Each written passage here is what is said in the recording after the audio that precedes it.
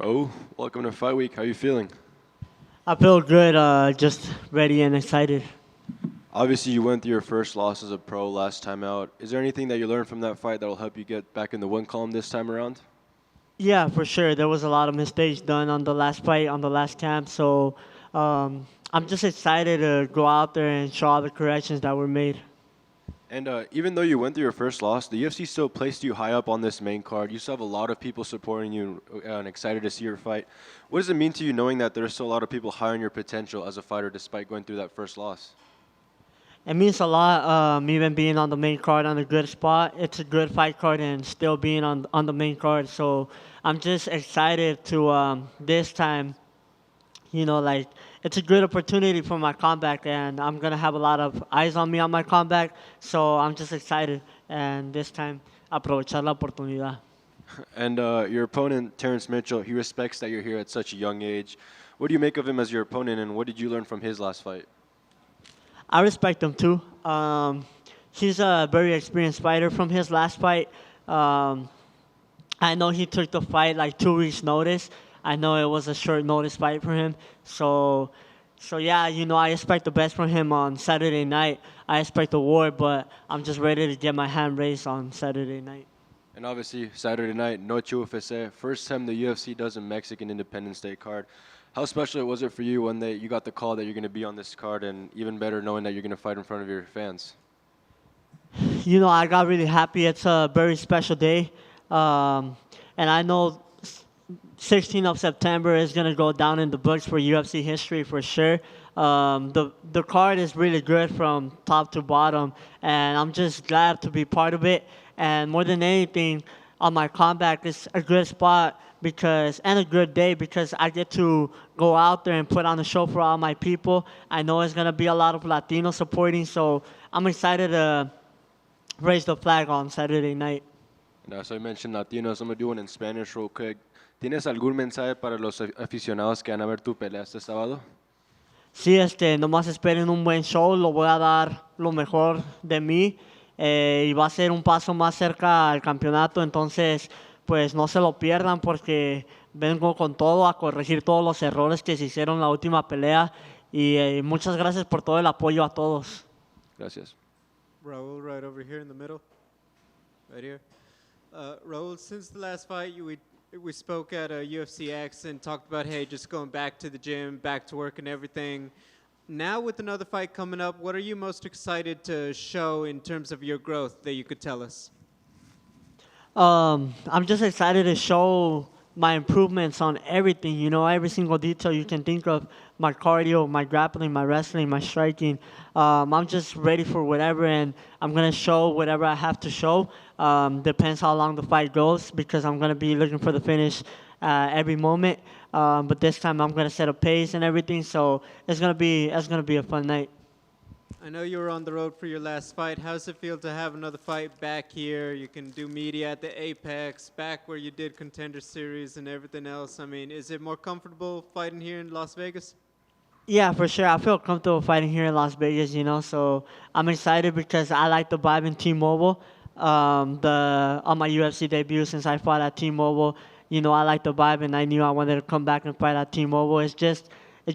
I like how there's a lot of Mexican supporters. Like when I came out last time, there was a lot of Mexico flags. So I can only imagine this time.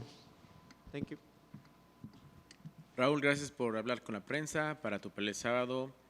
Si nos puedes contar qué pudiste aprender de ti mismo, desde el apoyo en tu casa, en tu equipo, la gente que te pudo decir, hey, no te agüites con esa derrota para mejorar tu carrera y poder seguir al próximo nivel.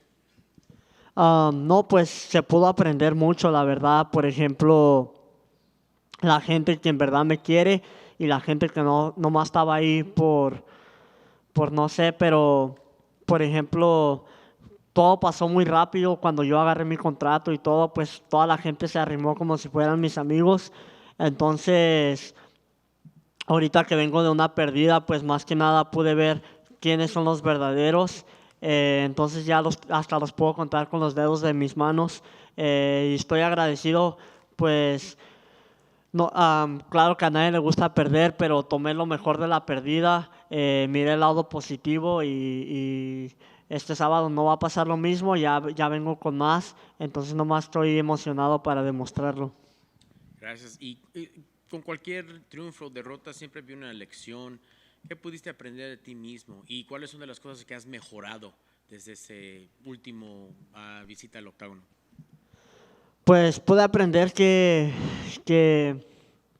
soy duro de finalizar, de que me acaben en una pelea. Pude aprender mucho y la verdad nomás corregí todos los errores porque fueron muchos errores que se cometieron en esa pelea.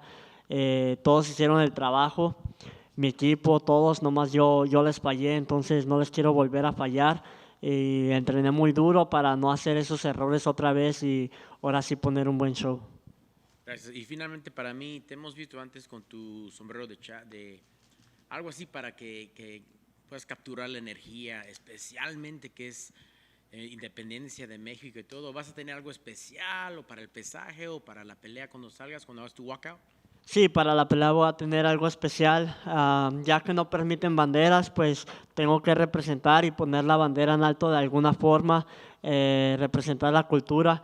Entonces, pues voy a salir con el sombrero el día de mi pelea y estoy emocionado porque sé que se va a aprender y se va a poner bueno en T-Mobile y ya nomás estamos listos. Gracias, man. Buena suerte el sábado, Raúl. Gracias. Hey, Raul. Just a quick one. Who do you think is going to win the main event, Alexei Grasso or Vera Valentina? I have a lot of respect for both fighters. I like Alexa, you know, she's representing our country and stuff. Like, I really like how she fights too. It was a really great fight. But I also seen Valentina fight a lot. I know she's a beast. So I respect both of them, but I'm not gonna choose on that one. What do you think of Sean Strickland winning the title last weekend?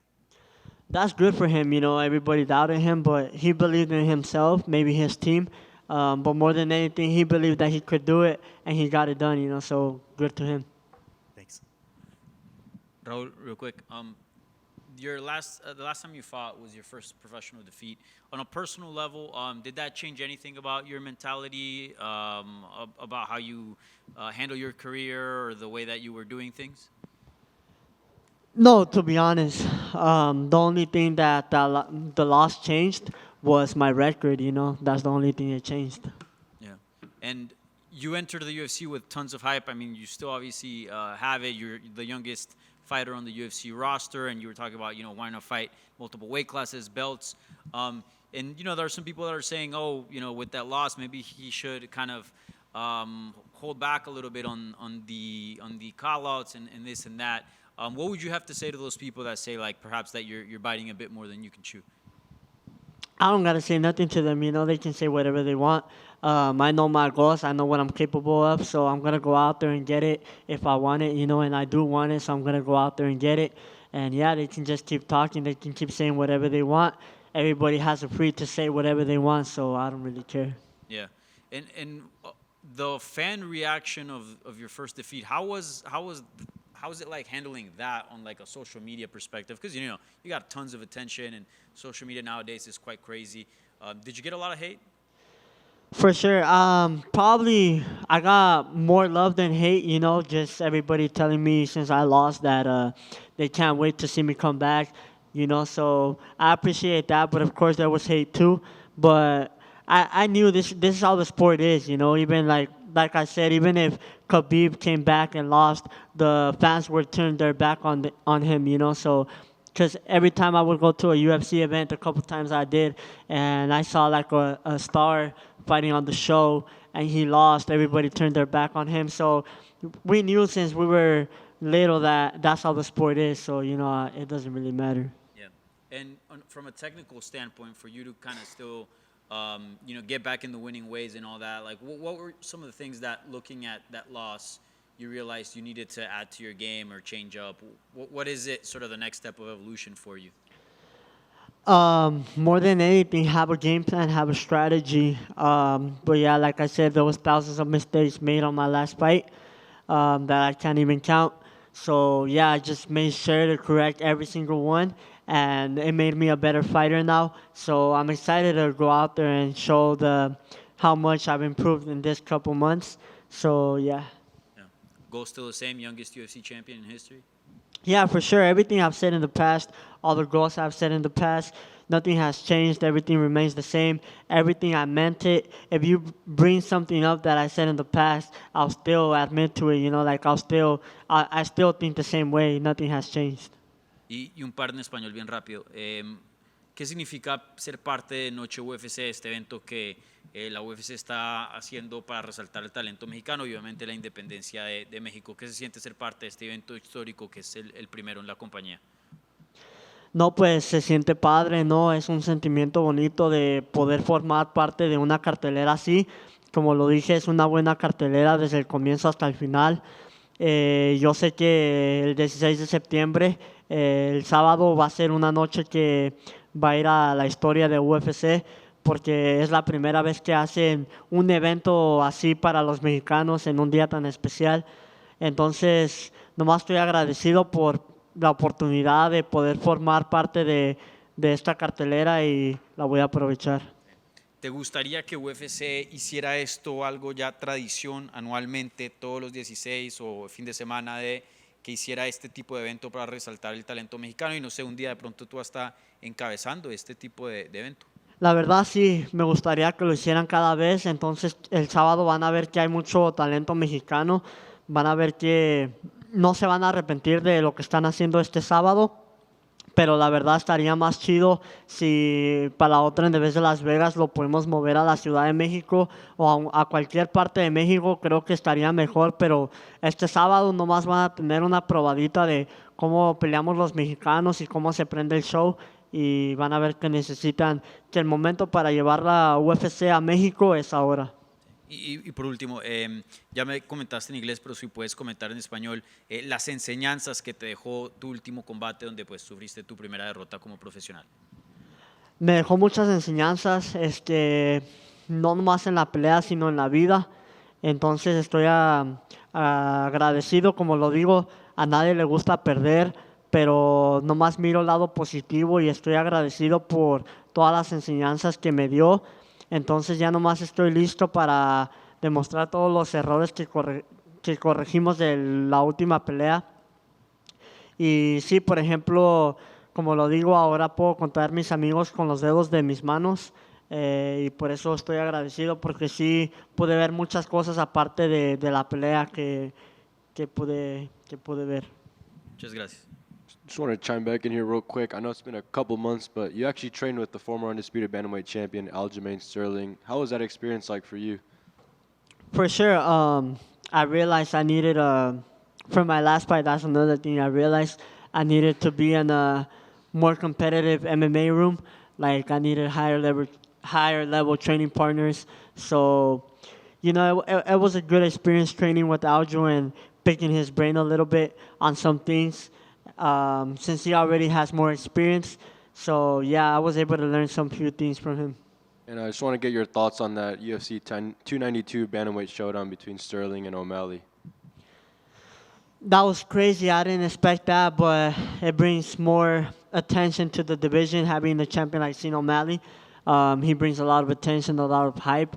So now the division got interested, and I'm just excited to see how it unfolds because I know there's a lot of top-level fighters on the top 5 that match up good with Sean O'Malley. And you also have good up-and-comers like Umar Nurmagomedov. So it's just going to be exciting by the time I get there to see who has the belt. What's your dream fight in that 135 division? I don't have any dream fight. But I think a lot of fights would bring a lot of attention. A lot of fights would be interesting, like Sean O'Malley for sure. But he'll probably be gone by the time I get there. I think he's going to do a lot of other things that he can, maybe go up to 145 and maybe go do some boxing matches. So it depends how quickly I can get to the belt, who's there. Awesome. Thank you.